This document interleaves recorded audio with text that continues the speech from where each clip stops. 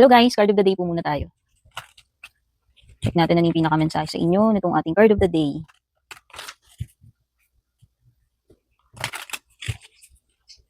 Patay ng isa. Nahugot natin ay si Three of Cups. Reversed. Si Three of Cups reversed ay water sign. Pwedeng Cancer, Scorpio, or Pisces energy. Tinitingnan ko siya, parang na-feel ko meron something dito hindi mag-workout.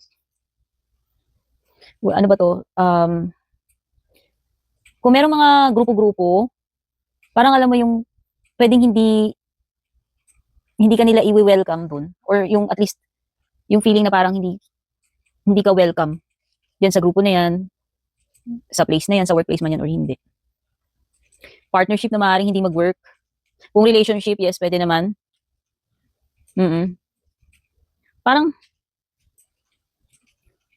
kung sa love life to, parang, ang nasa sense ko dito, parang, hindi kayo good dalawa na maging magjowa, magpartner, and hindi rin kayo magiging, good na friends or BFF. Parang ganyan yung feel ko. By the way, pwedeng may mga mamimit ka rito na mga bagong connections. Pwedeng may social event na pupuntahan. It could be a party, gathering. Kaya nga lang ayon, parang kumbaga sa party, pumunta ka sa party pero parang na-out of place ka, or kung ano mang event yung pupunta mo, parang hindi ka welcome, or naging wallflower ka. Diba? Alam niyo naman siguro yung wallflower, diba? Kumbaga lahat, merong nag-alok ng sayaw pero sa'yo wala. Parang ganun energy. Yes, parang nakikita ko dito pwedeng, iba pwedeng this is a sign ng merong disharmony pagdating sa samahan, sa friendship man yan, no? Or sa workplace. Ito yung parang ine-expect mo na supposed to be, etong tao na to or mga tao na to, sila dapat yung unang susuporta sa'yo, makakaintindi sa'yo, or yung mga tao na supposed to be dapat binibuild up ka nila, na-appreciate ka nila, or sila yung nagmo-motivate sa'yo, pero parang the opposite.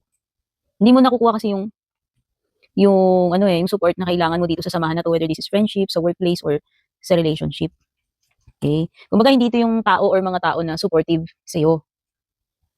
Dapat sila yung unang nag-cheer para sa'yo eh. Nagpapalakas ng loob mo, nagbibigay sa'yo ng confidence, pero parang hindi.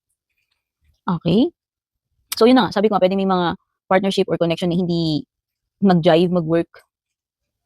Okay?